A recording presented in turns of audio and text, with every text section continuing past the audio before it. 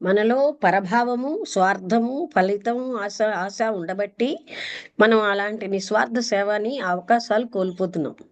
మనం ప్రతిదానికి ఫలితం ఆశిస్తాం. వీళ్ళు పరులు, వీళ్ళు నా వాళ్ళన్న భేదం గోడలు కట్టేసింది. తర్వాత మనకేమో నీ స్వార్థంతో ఉండడంతో అలాంటి సేవ, ఆశించని సేవ మనం చేయట్లేదు. అదొక్కటే మార్గం అని చెప్తున్నారు అన్ని చోట్ల. అర్థమైందా? వినబడుతోందా?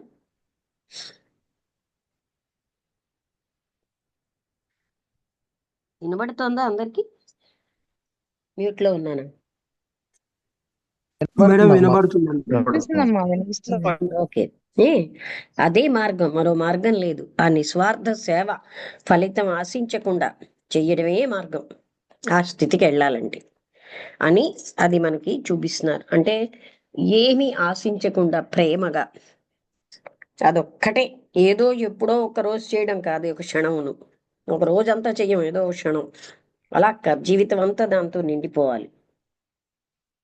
ప్రతి క్షణం మనం ఫలితాన్ని ఆశిస్తూనే ఉంటున్నాం, బాహ్యంగానో అంతరంగికంగానో. దానివల్ల అది మనకే అడ్డవుతుంది. ఆ విషయం మనం బయట వాళ్ళని మోసం చేయడం ఈజీ, కానీ లోపల ఉన్న పరమాత్మ తత్వాన్ని మోసం చేయలేం కదా. నారాయణ గారు, మీకు ఏమైనా అర్థమైతే, మీకు ఎలా ఫీల్ అవుతే అలా మాట్లాడండి ఆ విషయంలో. అర్థమైందమ్మా. నేను 10 నిమిషాలు లేటుగా వచ్చిన అర్థమైంది. అయినా విషయం అంతా నిర్వాణ స్థితిని నిన్న డిస్క్రైబ్ చేసింది కొంత మళ్ళీ చదివాను. అది అది అది భూమి మీద ఎలా ఉంటుంది, అది ఇతరుల డెఫినిషన్లు అవి వాళ్ళు చదివాను. అంటే ఆ స్థితిని వర్ణించడానికి పదాలు లేవు. ఏదైనా ఒక పదం పెట్టేమంటే, అంటే అదే చెప్పారు కదా, అన్రియల్ వర్డ్స్ తో రియాలిటీని వర్ణించడం. అసత్య పదాలతో సత్యాన్ని వర్ణించలేం కదా.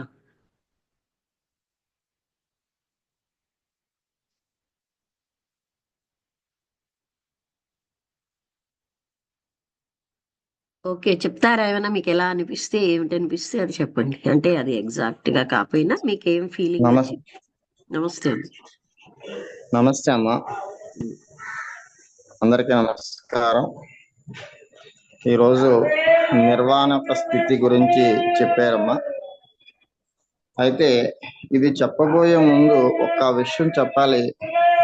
ఎందుకంటే పరమ గురువులు అనేటువంటి టాపిక్ ని మేడం గారు అంటే మనకి ఎక్స్ప్లెయిన్ చేసినప్పుడు ఆ యొక్క ఆ వాక్ ఎలా ఉంది అంటే, ఆవిడ ప్రతి సెంటెన్స్ ని, ప్రతి వర్డ్ ని, ప్రతి దాన్ని ఆస్వాదిస్తూ, ఎంత ఆస్వాదిస్తున్నారంటే ఆస్వాదిస్తూ మనకి ఎక్స్ప్లెయిన్ చేయటం మీకు అంటే ఎంత ఇదిగా ఉందంటే ఆవిడ స్థితి అది అనమాట. ఇదేదో మేడం గారిని నేను ఏదో పొగిడినట్టు ఇదేది కాదండి. అంటే ప్రతిదీ కూడా అనుభూతి చెంది దాన్ని మనకి ఎక్స్ప్లెయిన్ చేస్తున్నారు. మన దురదృష్టం ఏంటంటే మనకి అంత గొప్ప అనుభూతి రాకపోవడం వల్ల ఇదేదో కొంచెం ఎగ్జాక్ట్లీ ట్రూత్ అదే. ఎందుకంటే ఆవిడ ఆ స్థితికి వన్నెస్ చెందినటువంటి ఆవిడ. ఎందుకంటే ఆ వన్నెస్ ఎప్పుడైతే మనకు అర్థమైందో, ఎందుకంటే చాలా సందర్భాలు మాకే అర్థం, కొన్ని 10-15 సంవత్సరాల వన్నెస్ మాకు అర్థం కాక ఎన్నోసార్లు వచ్చేసాం. మేడం గారు చాలా సందర్భాలు చెప్పేవారు, నారాయణ గారు, ఆత్మతత్వం ఎలా ఉంటుందంటే బ్రతికున్నటువంటి మనిషిని పోస్ట్ మార్టం చేస్తే ఎలా ఉంటుంది అలా ఉంటుంది అనేవారు. ఈ రోజు లాస్ట్ లో మనకు చూపించారు కదా ఎలా ఉంది అంటే, మన మానవ అంటే ఒక డివైన్ యొక్క లైఫ్ ఈ మానవ జీవితంతో కంపేర్ చేస్తే సమాధుల్లో ఎలా అయితే సమాధుల్లో ఉండే చీకటి కోణాలు వెతుక్కుంటామో అలా ఉంది. అలా నిర్వాణం అనేటువంటి దాన్ని, బుద్ధుడు నిర్వాణం అనేటువంటి దాన్ని మనకి చెప్పారు ఇక్కడ. అది ఏది మామూలుగా సత్యమైనటువంటి అసత్యమైనటువంటి పదాలతో ఏది వర్ణించలేదని కూడా చెప్పారు ఇక్కడ. ఎందుకంటే ఆ బుద్ధుడు మనకి దమ్మ పదంలో ఆ బుక్ లో మనకి డాక్టర్ బిఆర్ అంబేద్కర్ బుక్ కూడా రాశారు దమ్మపదం. అందులో అశుతోషుడు అనేటువంటి ఒక ఋషి ముందు ఉంటారనమాట. ఆయన బుద్ధుడు పుట్టాడని చెప్పి బుద్ధుడి దగ్గరికి వచ్చినప్పుడు అయ్యో సారీ, థ్యాంక్స్ అండి. నాకు ఏదో ఒక సౌండ్ వచ్చినట్టు అయ్యి వచ్చాను. తెలియదు కదా. థ్యాంక్స్ అండి. రండి ఒక రోజు ఎప్పుడైనా. ఓకే ఓకే అండి, చెప్పండి. గేట్ గట్టిగా కొట్టినట్టు అయి వచ్చాను. అశుతోషుడు అనేటువంటి ఒక ఋషి అక్కడికి వచ్చి, చిన్న పిల్లవాడు అప్పుడు వచ్చి ఉయ్యాల చుట్టూ తిరుగుతూ అక్కడ ఏడుస్తాడు అనమాట. ఎందుకు వాళ్ళందరూ ఆశ్చర్యపోతారు, ఏంటి ఏడుస్తాడు, చుట్టూ ప్రదక్షిణాలు చేసి మోకరిల్లి బుద్ధుడి యొక్క పాదాలకి నమస్కరించి చిన్న పిల్లవాడు అప్పుడు. ఏంటంటే ఇలాంటి యుగ పురుషుడు మళ్ళా జీవితంలో నేను చూడలేను, ఎందుకంటే ఈయన ధర్మచక్ర పరివర్తన చేస్తాడు, నిర్వాణాన్ని అనుభూతి చెందుతాడు. నిర్వాణం అంటే ఏంటో ప్రపంచాన్ని తెలియజేస్తాడని చెప్పి ఆ ఋషి చెప్తాడు అనమాట. వాళ్ళందరూ కూడా అంటే ఆ శుద్ధోదనుడు వాళ్ళందరూ, ఆ తండ్రి గారు వాళ్ళందరూ ఆశ్చర్యపోతారు ఈయన మాటలు విని. ఆ తర్వాత మనకి బుద్ధుడు కాలంలో తర్వాత మనకి, ఎందుకంటే తన యొక్క యావత్ సర్వస్వాన్ని మన అందరికి ప్రపంచానికి దారపోసి, ఎందుకంటే మళ్ళాంటి వాళ్ళు వదిలేయడానికి ఏం లేదండి, అలాంటి మొత్తం రాజ్యాన్ని మొత్తం సమూలంగా త్యాగం చేశాడండి. వాళ్ళ నాన్నగారు ఈడేమైపోతాడని చెప్పేసి 3 విడిది విగ్రహాలు కట్టేశారు. అలాంటి వాటి నుంచి కూడా ప్రపంచ మానవాళిని సరైనటువంటి మార్గంలో దుఃఖరహితుని చేయడానికి ఏం చేశాడంటే తన సమస్తాన్ని త్యజించాడు. అందుకే అంత గొప్ప నిర్వాణాన్ని మనకి పొందాడు మనకి బుద్ధుడు.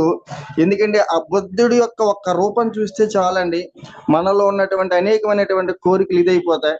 కాబట్టి అన్ని వదిలేయటమే అలా ఎంత గొప్ప త్యాగం అంటే, పరమ గురువులు అని ఏమంటే ఏ ఆనందాన్ని కానీ ఏమి ఆశించకుండా సమస్త మానవాళికి ఎంత సేవ చేస్తున్నారు అన్నటువంటిది ఇక్కడ మనకి తెలియబడుతుందమ్మా.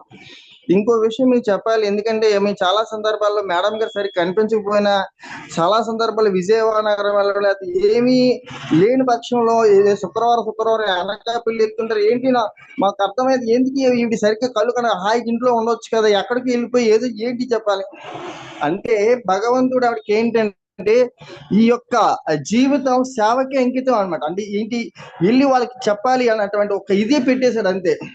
అందుకు ఆ సూపర్ ఏదైతే హైయెస్ట్ బీయింగ్ ట్రూత్ ఏదైతే ఉందో ఆ సత్యాన్ని మేడం గారు తమ పదాలలో చెప్పినప్పుడు మనకి ఎలా అనిపిస్తుంది అంటే, ఏంటి ఇంత కఠిన, ఎందుకంటే మనం బాగా ఈ బాడీతో ఈ పూజలతో వీటన్నిటితో తాదాత్మ్యం చెందిపోయి ఆ సూపర్ బీయింగ్ ఆవిడ చెప్తున్నారు, మనం ఏంటంటే అట్టడు ఉన్నది మనం పట్టుకుని వేలాడుతున్నాం. కాబట్టి అంత గొప్పద స్థితి మనకి అనుభవం అవ్వాలంటే వీటన్నిటి నుంచి అంటే ఏం చెప్తున్నారు మేడం గారు అన్నటువంటి ప్రతి క్షణక్షణం ఎప్పుడైతే మనం ఆలోచించామో, ఎప్పుడైతే దాన్ని మనం బాగా ఆకలింపు చేసుకున్నామో, అప్పుడు మనం అంత గొప్ప మనం కూడా ఆ స్థితికి వెళ్ళేటువంటి అవకాశం ఉంటుందమ్మా. కాబట్టి ఇంత గొప్ప ఈ పరమ గురువులు అనేటువంటి టాపిక్ ని మీరు ప్రతి క్షణం ఆస్వాదిస్తూ మాకింత గొప్ప సత్సంగం అందించినటువంటి మీకు నమస్కారాలు. గురువం తత్సత్. బాగా చెప్పారు. ఇప్పుడు చూడండి ఎక్కడ ఎలా పోల్చారంటే, భూగర్భంలో ఉన్నటువంటి సమాధిలోంచి భూమి మీదకి రావడానికి మార్గాలు ఉండవు కదా, నీచ మార్గాలు పట్టుకున్నట్టుగా మన ప్రయాణం ఉంది.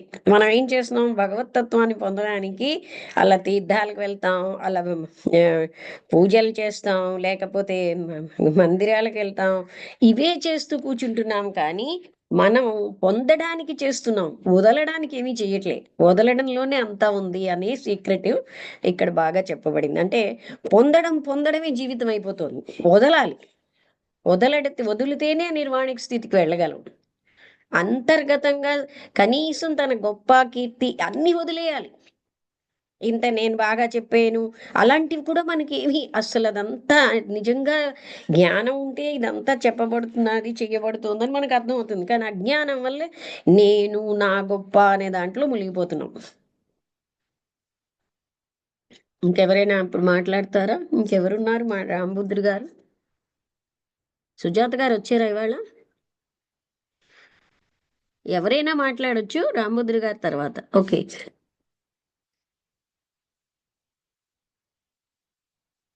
నమస్తే మేడం,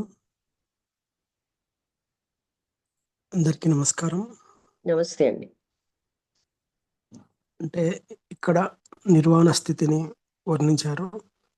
నిర్వాణ స్థితి ఎలాంటిది అనే విషయంలో ఈ వర్ణనలో చూడండి ఒక్కసారి ఈ కైవల్యోపనిషత్తులో వాక్యం, నా కర్మణ నా ప్రజయ ధనేన అంటే నా ధన త్యాగేనైక అమృతత్వ మానస అని కైవల్యోపనిషత్తు చెప్పింది. అన్ని వదిలేయడమే, అప్పుడే అమృతత్వం వస్తుంది. కానీ మనం అది అది పట్టించుకోవట్లేదు. మనం ఏం చేస్తాం, అది పక్కన పెట్టేసి ఏవో ఒక నా కర్మణ, ఏ కర్మ వల్ల రాదు అన్నారు. అయినా కర్మల వెంటే వెళ్తాం. అలాగే పిల్లలు ఏదో కొడుకు పుడితే ఆ పున్నామ నరకం నుంచి పుత్రుడు, ఏ నరకం అండి? జ్ఞానం అనే పుత్రుడు పుడితేనే పున్నామ నరకం నుంచి. పుత్రుడు అంటే ఎవరు? మనలో జ్ఞానం ఉదయిస్తేనే పున్నామ నరకం నుంచి బయటపడగలం. సింబాలిక్ గా చెప్పారు అక్కడ. పుత్రుడు పుట్టిన అందరూ పున్నామ నరకం నుంచి ఎవరు కదా. అంటే ఇక్కడ మనం అవగాహన చేసుకోవాలన్నా, ప్రజయ అంటే ఏంటి? పిల్లలు, మనవలు ఎవ్వరి వల్ల ఆ అమృతత్వ మానసం రాదు. ధనం వల్ల అంతకంటే రాదు. ధనేన త్యాగేనైక అమృతత్వ మానస. ఉపనిషత్తులు కూడా అదే చెప్పాయి. హైయెస్ట్ అయిన కైవల్యోపనిషత్తు కూడా త్యాగం వల్లే అమృతత్వం. కానీ మనం ఏం చేస్తాం? దాన్ని అస్సలు పట్టించుకోం. పట్టుకోవడానికే, పొందడానికే ప్రయత్నిస్తాం. చనిపోయే వరకు పొందడమే మన పని. అందుకే మనం ఆ సమాధి, ఆయన చెప్పినట్టుగా పాతాళంలో ఉన్న సమాధిలో కూరుకుపోయి ఉన్నాం. చెప్పండి బుద్ధుడు గారు. నమస్తే మేడం, అందరికీ నమస్కారం. అదే మేడం, నిర్వాణం యొక్క వర్ణన ఈరోజు జరిగింది. అంటే దానికి అక్కడ ఉన్న పరిస్థితి అంటే ఇప్పుడు మీరు ఒక్క వాక్యంలో చెప్పారు. ఏంటంటే పొందడంలో కాదు, వదలడంలోనే ఉంది. అది వదలడం ఎంతవరకు పోవాలి అంటే, అసలు మనం దేనికి కర్తలము, కర్తృత్వము అనే లేని స్థితి. సెంటర్ ఉంది అంటే అన్నది కూడా వదిలేయాలి. నేనుగా ఉన్నాను అన్నది కూడా వదిలేస్తున్న పరిస్థితి అది. అదే మేడం, అంటే అన్నిటికీ ఒక, అంటే ఇప్పుడు ఈ యొక్క విషయంలోనే తెలిసిపోతున్నది. అంటే మనం పొందాలా, వదలాలా? అంటే పొందడంలో ఉండేదంతా కూడబెట్టుకొని, అంటే మనం పొందాలి అని అనుకున్నప్పుడు ఏం జరుగుతుంది అంటే, ఇంకా నెత్తినేసుకొని బరువు మోయడానికి ప్రయత్నం చేయడమే.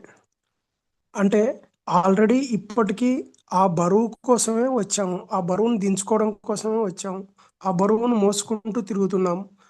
ఆ బరువును మోసుకుంటూ ఆ భారం యొక్క స్థితిని, బాధను అన్నిటినీ అనుభవిస్తూ ఉన్నాము. కానీ దాన్ని వదిలించుకోవాలా అనే ప్రయత్నంలో మళ్ళీ ఏం చేస్తున్నాం?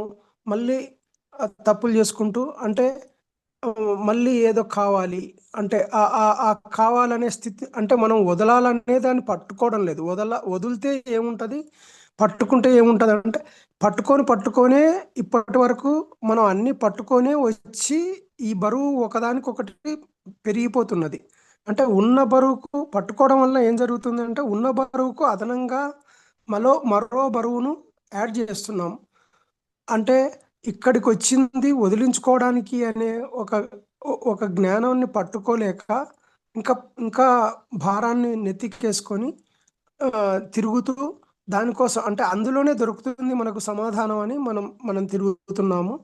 కానీ అందులో సమాధానం లేదు, మనం వదిలించుకోవడంలోనే ఉంది. ఆ వదిలించుకోవడం ఎంతవరకు అంటే, ఇప్పుడు ఈ త్రిగుణాలు ఉన్నాయి. త్రిగుణాలలో ఒక్కొక్క స్టెప్ పైకి వస్తూ సాత్వికంలోకి వచ్చి, సాత్వికాన్ని కూడా వదిలించుకొని గుణాతీత స్థితి అనే ఒక స్థితికి చేరుకోవాలి. అనే ఒక ఇది దాన్ని మనం పట్టుకోకుండా మళ్ళీ సాత్వికంలో కూడా నేను నేను అనే ఒక దాన్ని ఇంకా బలపరుచుకొని, అంటే ఇప్పుడు భక్తి, పూజలు, తీర్థయాత్రలు, అంటే నాకు ఈ శాస్త్రజ్ఞానం, మళ్ళీ ఈ బరువును నెత్తికేసుకొని, నాకు ఇంత తెలుసు, అంత తెలుసు, నేను ఇది చేశాను, ఈ పూజ చేశాను, ఆ స్తోత్రం చేశాను, ఆ తీర్థయాత్ర చేశాను, ఇలాగా మళ్ళీ దీనిలో కూడా వదలలేని మళ్ళీ మళ్ళీ మళ్ళీ మనం ఆ బరువును కూడా మళ్ళీ పెంచుకుంటూ, అంటే ఈ ఆహాన్ని వదలలేని స్థితిలో, అంటే ప్రతి ఒక్కదానికి ఆ కర్తృత్వాన్ని నెత్తినేసుకొని, దానికి ఒక గొప్ప ఆపాదించుకొని, నేను ఇంత పండితుణ్ణి, లేకపోతే నేను ఇంత భక్తుణ్ణి, లేకపోతే నేను ఇంత పూజలు చేశాను, నేను ఇంత మంత్రజపం చేశాను, ఇలాగా అంటే అన్నిటికీ నేను నేను అని తగిలించుకొని, ఆ నేనుకు ఇంకా యాడ్ చేసుకుంటూ, అంటే ఇప్పుడు ఏమవుతుందంటే నేను ఒక స్థాయికి వచ్చాను. ఎందుకంటే పక్కన వాళ్ళు తాగుతున్నారు, తిరుగుతున్నారు. ఇంకొకడు దుర్మార్గుడు ఉన్నాడు, వాడు ఏదో చేస్తున్నాడు. వానికంటే నేను ఒక బెటర్ స్థితిలో ఉన్నాను, నాది గొప్ప స్థితి. ఇలాగా కంపేర్ చేసుకొని మన స్థితి వాళ్ళకంటే బెటర్గా ఉంది కదా, నేను నా జన్మకు వచ్చి నేను సార్థకం చేసుకుంటున్నాను, నా నా జన్మలో నేను సద్వినియోగం చేసుకొని ఒక ముందుకెళ్తున్నాను అనే ఒక భ్రమలో నిలబడి, అంటే ఈ యొక్క సాత్విక భావనల్లో కూడా మళ్ళీ ఆ, ఈ యొక్క ఆహాన్ని పెంచుకొని మళ్ళీ దీన్ని ఆ, ఇలాగే కొనసాగించి, అంటే దీని యొక్క ఫలితం ఏంటి? అవును చేస్తున్నాను, ఒక పారాయణం కానీ, ఒక స్తోత్రం కానీ, లేకపోతే ఒక శాస్త్ర ఇది కానీ అన్ని చేస్తున్నాను, దీని ఫలితం ఏంటి అనేది ఆలోచించకుండా చేసుకుంటూ చేసుకుంటూ చేసుకుంటూ మళ్ళీ దీని ఫలితం ఏంటంటే నాకు స్వప్రయోజనం ఏంటి, నాకు అది కావాలి, ఇది కావాలి, నాకు అంటే లాస్ట్కు సరే అన్ని వదిలేసుకున్నా నాకు మోక్షం కావాలనే ఒక స్థితిని కూడా పట్టుకుంటాం లాస్ట్కు. అది కూడా కోరికనే కదా. మోక్షం అంటే ఏంటి అనేది అది కూడా కోరికనే. అంటే అంటే మనం పట్టుకోవడంలోనే ఉన్నాం కానీ వదిలేయడంలో లేము అనేది చెప్తుంది. అంటే ఇందాక మేడం గారు అన్నట్టు ఏంటంటే ఆ కోరికను కూడా, మోక్షం అనే కోరికను కూడా వదిలేసి దేనికి కర్తృత్వం లేకుండా నిలబడ్డం అంటే అసలు కోరిక లేని స్థితి, ఆ, నిస్వార్థమైన ఒక సేవ. అంటే అంటే జరిగే జరిగే విషయాల్ని, అంటే మనకు వచ్చే సన్నివేశాల్ని నిస్వార్థంగా ఓ, సేవకు ఉపయోగించుకోవటము అని చెప్పేసి, అంటే త్యాగం చేసి ఆ ఆ త్యాగ జీవితాన్ని గడపడంలోనే ఉంది మొత్తము అంతా అని చెప్పడం జరుగుతుంది. ఎంతవరకు అంటే త్యాగం మనలో చేసేవాడు మన లేని త్యాగం. నేను త్యాగం ఆ, చేస్తున్నానన్న నేను వదిలేసిన త్యాగం. ఆ, త్యాగం చేస్తున్నాను అంటే మళ్ళీ అక్కడ అహం ఉంది, అక్కడ ఇంకా చేసేవాడు ఉన్నాడు. పనిచేస్తా ఉంది. ఉన్నాడు ఉన్నాడు అంటే అంటే అస్తిత్వం లేని ఒక స్థితి. సెల్ఫ్ సాక్రిఫైస్ అంటే అన్నారు థియోసఫీ అంటే. ఆ సెల్ఫ్ నే సాక్రిఫైస్ ఆ, చేయాలి. చేయాలి. అంటే లాస్ట్కు ఏంటంటే అస్తిత్వమే లేని ఒక స్థితిని మనం పొందగలిగే స్థితి అది అని చెప్పేసి ఆ, చెప్పారు. ఆ స్థితిని చేరుకోవడానికే ఇది. అంటే ఆ ఒక రకంగా ఏంటంటే జీరో స్టేటస్ అని చెప్పారు. ఆ జీరో స్టేటస్ను మనము, అంటే మనము ఏదో ఒకటి ఉండాలి అనే, అది లేకుంటే మనం వ్యక్తిత్వం ప్రాబ్లం అవుతుంది, లేకపోతే మన అస్తిత్వం ప్రాబ్లం అవుతుంది, ఈ విధంగా మనం భావిస్తున్నాము. కానీ అది కూడా కాదు, ఏమీ లేదు, జీరో స్టేటస్ అంటే ఇంకా ఏ శూన్య స్థితి, ఆ స్టేటస్లో మనం ఉండాలి అనేది ఇక్కడ ఇచ్చేశారు. అంటే ఇప్పుడు ఈ వర్ణనలో కూడా నిర్వాణ స్థితిలో కూడా మనకు దాని గురించి చెప్పారు. శూన్యం అంటే అది కూడా చెప్పారు. అది కూడా లేని స్థితి ఏదో చెప్పుకుంటూ వచ్చారు. అంటే ఆ శూన్యం అంటే శూన్యం కూడా కాదు, దాంట్లో పరిపూర్ణత అనేది ఉంది, పూర్ణము అనేది కూడా ఉంది అని చెప్పారు. అన్ని అంటే ఆ మతాలు స్థితిని శూన్యం అనే చేరుకున్నప్పుడు వర్ణించేయి, కానీ అది కాదని చెప్పారు కదా. అంటే మన మన మన మన మన మతంలో పూర్ణమద పూర్ణమిదం అంటారు కదా మేడం, అది మరి అది కాదా? అదేంటి మేడం? ఏ హలో మనం మేడం. కాన్సన్ట్రేట్ ధ్యానం ఏది చేస్తున్నాం, అదంతా ఏమీ లే, ఉమ్, శూన్యాన్ని చేయండి అంటున్నారు కదా ఆ వేలో. అవును మేడం. ఉమ్. అంటే ఇప్పుడు మనం పూర్ణమద పూర్ణమిదం అంటాం కదా మేడం, అవునులేండి, కానీ దాని మీనింగ్. మనం ఏంటని మనం శూన్యాన్ని ధ్యానం చేయండి అని చెప్తూ ఉంటారు చాలా మంది. శూన్యం ఏముంది, ఆ పూర్ణాన్ని చేయలేము, శూన్యాన్ని చేయలేము, మనకి రెండు రావు. పూర్ణం అని వర్ణించారు, కానీ మనం పూర్ణాన్ని ఇవన్నీ చేయగలుగుతున్నామా ఏంటి కదా. అది పూర్ణ స్థితే, అవును. అదేమి ఉట్టి శూన్యం కాదు. శూన్యం అని అనేది ఎందుకంటారంటే ప్రాపంచికంగా మనసుకు తెలిసినవన్నీ లేవు అక్కడ.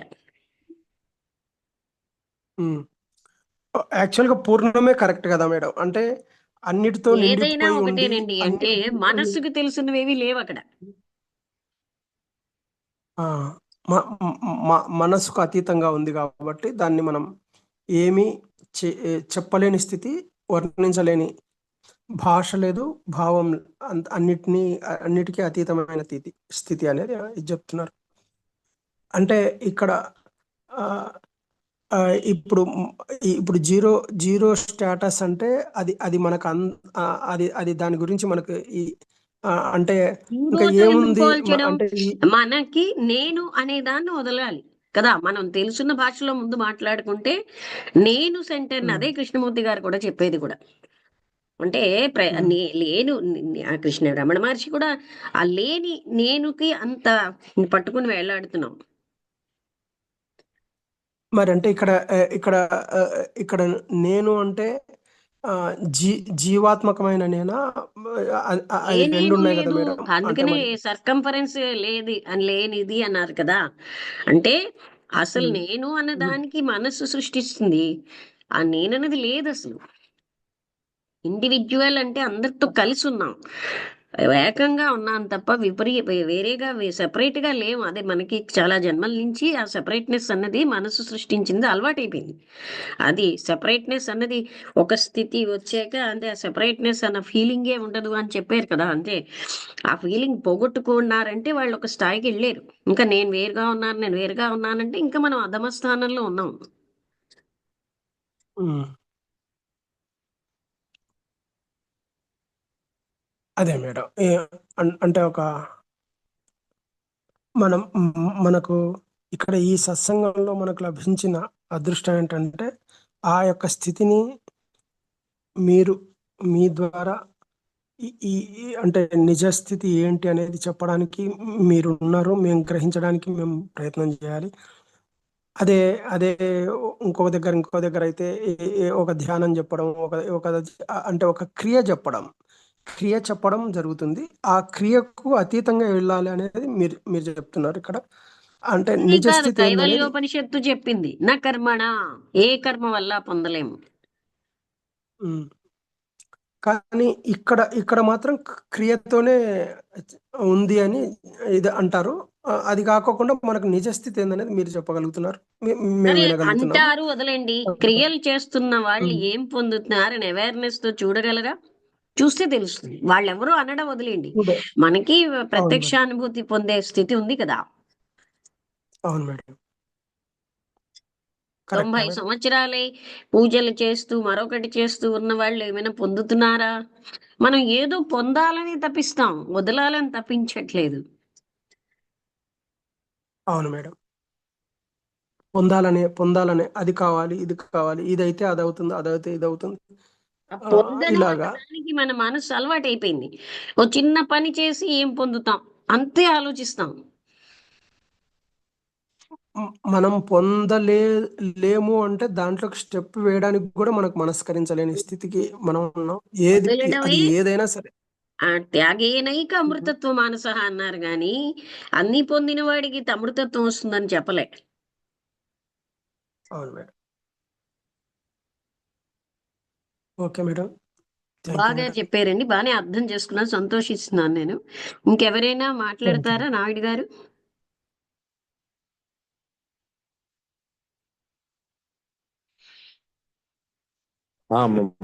మాట్లాడుతాను. అంటే ఆ స్టేట్ ఆ స్టేట్ లోకి వెళ్ళి ఆ స్టేట్ గురించి అంటే కనీసం ఎక్స్ప్లెయిన్ చేయడానికి కూడా కుదరని ఒక స్థితిని అందిస్తున్నారు కదమ్మా. అది చాలా అద్భుతమైన అన్కండిషనల్ లవ్. అంతే.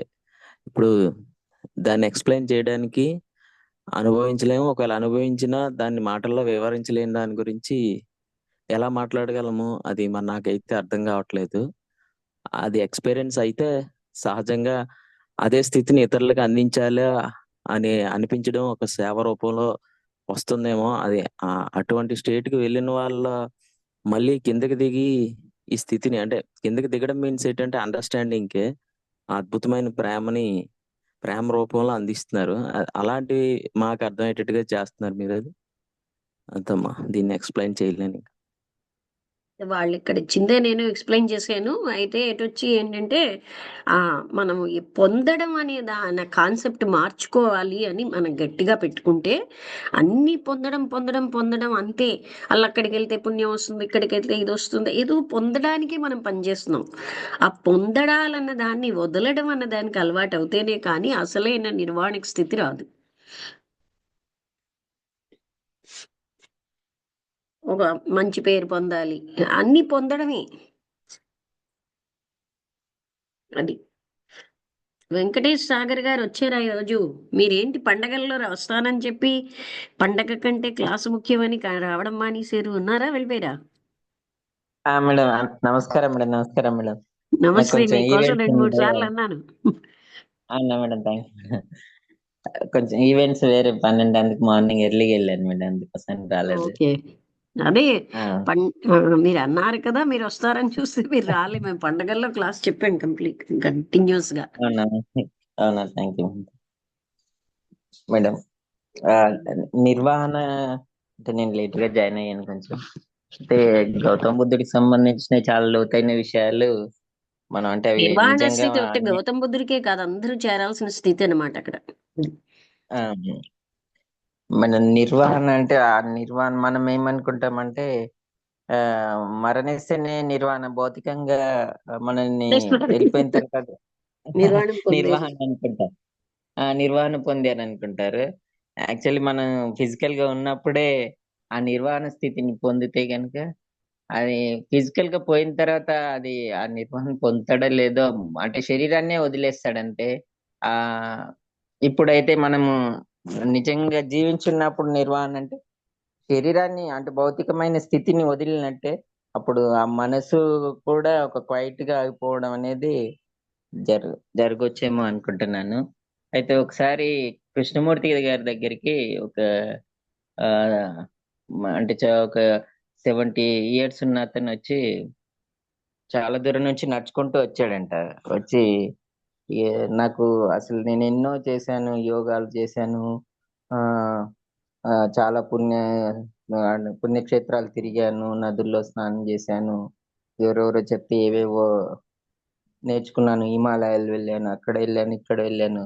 కానీ నాకు మీరైతే చెప్తున్నారో ఆ పీస్ ఆఫ్ మైండ్ అనేది, అంటే ఒక ప్రశాంతమైన స్థితి మాత్రం పొందలేదు అని చెప్పి వచ్చాడంట. అక్కడ సార్ దగ్గరికి అడగడానికని వచ్చాడంట. వస్తే అతను కొద్దిసేపు వెయిట్ చేయండి సార్, కొంచెం టైం పడుతుంది మీటింగ్ అంటే, అతను ఆగలేకపోతుండంట. ఒక కుతూహలంతో తెలుసుకోవాలి ఇతను ఏదో చాలా గొప్ప వ్యక్తి అంట అని చెప్పి వెయిట్ చేస్తున్నట్ట. ఒక 10 నిమిషాలు కూడా వెయిట్ చేయట్లేదట. అయితే ఇక తర్వాత ఉండి కృష్ణమూర్తి గారికి ఇన్ఫర్మేషన్ ఇస్తే సరే రమ్మన్నారండి.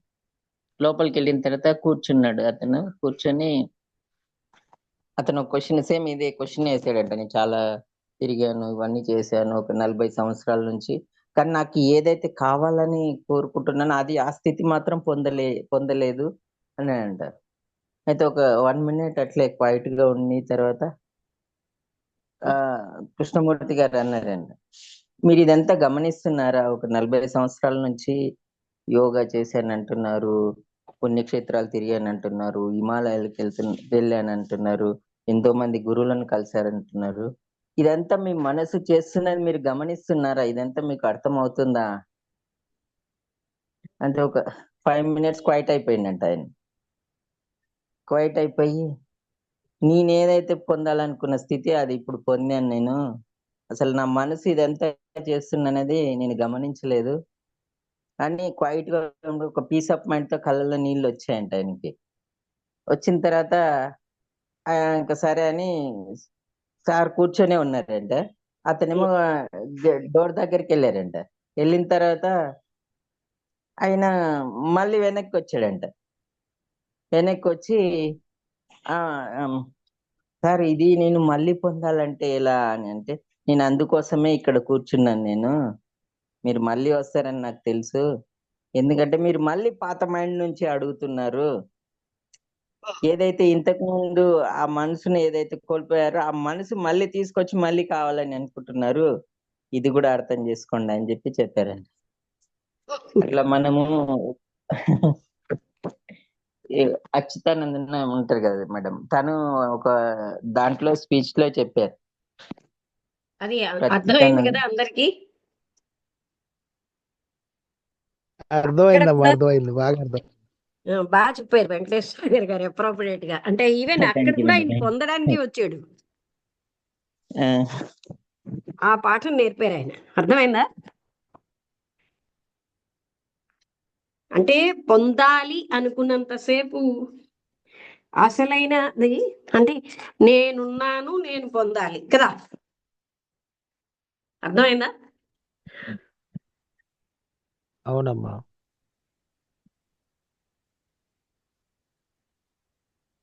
అందుకే కృష్ణమూర్తి గారివి పొందడం ఏమీ చెప్పట్లేదు కనుక చాలా మందికి ఏమిటి ఇది పొందడం ఏమి చెప్పరు ఏమిటి అనిపిస్తుంది. విధానాలు చెప్పరు.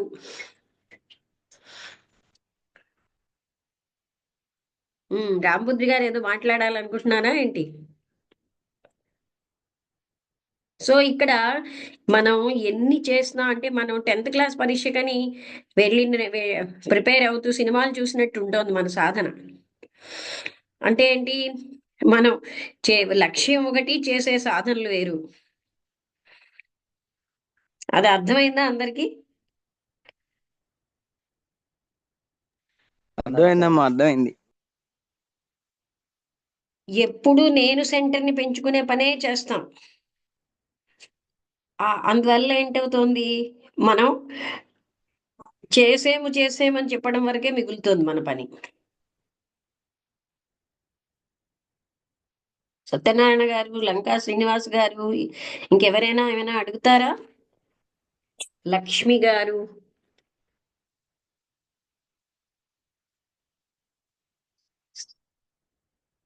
ఏదైనా సందేహాలు ఉంటే అడగొచ్చు. లేకపోతే మీకు ఏమైనా అంటే ఇంతవరకు చూడండి మనం ఏం చేస్తున్నాం సామాన్యంగా ఇగో పొద్దున్న లేచి అయితే ఒకటండి. ఇవన్నీ ఏంటంటే ఇప్పుడు మొన్న రవివర్మ గారి దగ్గరికి వెళ్ళినప్పుడు మనం ఏం చేస్తున్నాము అంటే జీవితం సుఖంగా జీవించడానికి, ఆరోగ్యంగా జీవించడం అనేది మనం ప్రతి క్షణము అంటే నిర్వాణం అనే దాంతో కాకుండా ఈ బాడీ బాగా ఉంచుకోవడానికి అప్పుడు కూడా మనకి అసలు ఇచ్చేయడంలోనే ఆయన జీవితం అంతా ఇవ్వడంలోనే చూపెట్టారు. అంటే ఆ రకంగా మనం ఒక మంచి జీవితం అంటే మంచి వాతావరణంలో ఉండాలి. అప్పుడే కదా ఆ వాతావరణ కాలుష్యం లేకుండా జీవించాలి. ఇవన్నీ అసలైన దాంట్లోంచి అన్నీ వచ్చేస్తాయి మనకి. ఎందుకంటే నేను ఒక్క శరీరానికి పరిమితం కాను, అందరి బాగులోనే నా బాగుంది అన్న సత్యం తెలిసిపోతుంది. అంతవరకు నేనొక్కడినే ఏదో పొందిద్దామని అలా ఎప్పుడు పొందలేమండి. అలా పొందామనుకోండి మనం ఎక్కడా పనికిరాని వాళ్ళగా ఎక్కడో పడి ఉంటాం. ఆ ఒక్కడు వేరేగా ఉంటాడు. ఆ సెపరేట్నెస్, ఐసోలేషన్ వల్ల మనం ఏనాడు సత్యాన్ని పొందలేం.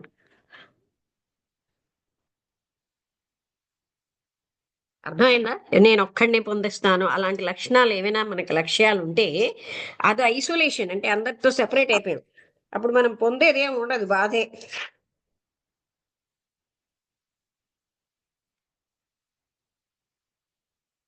ఏమైనా డౌట్స్ ఉంటే అడగండి.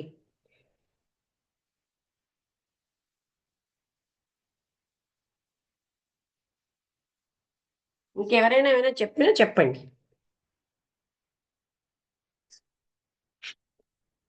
మేడం ఒక ఒక చిన్న స్టోరీ ఉంటుంది మేడం, 1 minute లో కంప్లీట్ అవుతుంది.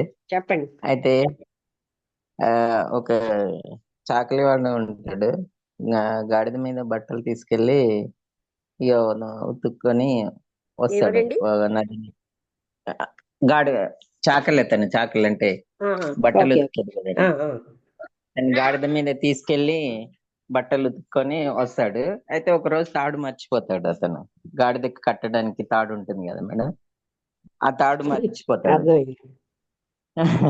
తాడు మర్చిపోతే గనుక ఏం చేయాలో అర్థం అవ్వదు. అబ్బా ఇప్పుడు ఆ గాడిద దగ్గర ఉంటే బట్టలు ఉతకడానికి రాదు, తాడు కట్టకపోతే గాడిద ఎటో వెళ్ళిపోతుంది అని చెప్పి ఆలోచిస్తుంటే అటు నుంచి ఒక పెద్ద మనిషి వెళ్తుంటే ఆయనండి ఏంది నీ సమస్య అంటే, ఇట్లా తాడు మర్చిపోయాను నేను, ఇప్పుడు కట్టడానికి లేదు, ఏం చేయాలో అర్థం అవ్వట్లేదు అంటే, ఏం లేదు నువ్వు గాడిదని ఓ చెట్టు దగ్గర తీసుకెళ్లి తాడు కడుతున్నట్టు దానికి అర్థమయ్యేటట్టు ఇట్లా చెయ్యి, సేమ్ తాడు కడితే ఎలా చేస్తావు అలా చెయ్యి అని చెప్తాడు. చెప్పిన తర్వాత సరే అని తాడు కడుతున్నట్టే చేసి చూస్తే అది ఇంకా కదలకుండా అట్లా ఉండిపోతుంది. అయితే బట్టలు ఉతుక్కుంటాడు. ఉతికి అయిపోయిన తర్వాత మళ్ళీ వచ్చి గాడిదని వెళ్ళమని చెప్తుంటే అది వెళ్ళకుండా అట్లాగే ఉండిపోతుంది.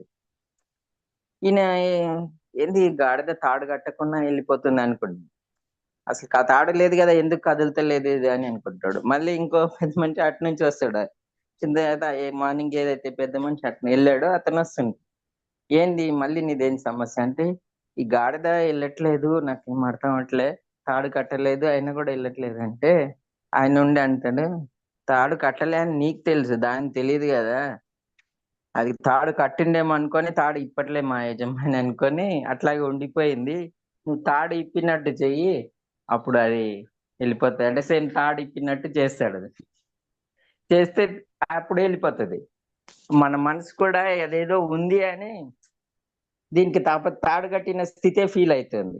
దాన్ని కూడా మనం మనసుకి లేని స్థితిని తీసే అన్నట్టు మనకు ఒక ఉపనిషత్తులో కాదు, ఉంటుంది అందులో మేడం. మనం కూడా అది ఎలా తాడు కట్టిస్తుందో మనం కూడా సంసారిని, మరొకడిని, నేను ఇలా మునిగిపోయి ఉన్నాను, ఇలాంటి తాళ్ళు కట్టించుకుని జీవిస్తున్నాం. జీవిస్తున్నాం. అది ఆ లేదు. తాళ్ళు మనమే కట్టేసుకుని మనకి తెలియకుండా జీవిస్తున్నాం. ఇప్పుడు కూడా రావట్లేదు. ఇప్పుకోవడం అంటే ఆడ అది లేదు కదా, ఇప్పినట్టు ఇంకా చేయటమే అంతే. ఇంకా దాన్ని మనం అది ఇక్కడ తాడే అంటే లేదు కదా. అసలు బంధమే లేదు, బంధం మన మనసు పెట్టిందే. అవునవును. ఆ కథ ప్రకారం బాగుంది ఇది. అంటే బంధం అనేది మనం కలిగించేసుకుని, నా వాళ్ళు, నేను, నాకు ఇక్కడ సంసారిని, నేను సన్యాసిని అనుకుంటూ బంధాల్లో జీవిస్తాం.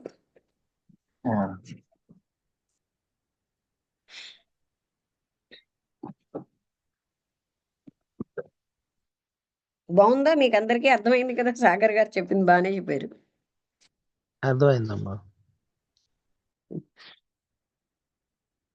ఇంకెవరైనా ఏమైనా మాట్లాడతారా? యాక్చువల్గా అది నిజమే, మనం ఫ్రీగానే ఉన్నాం, మనం స్వేచ్ఛ పొందే ఉన్నాం, కానీ మనం బంధాల్లో ఉన్నామని భావిస్తూ బంధించబడుతున్నాం. ఆ భావన నుంచి మనం బయటపడటంలే.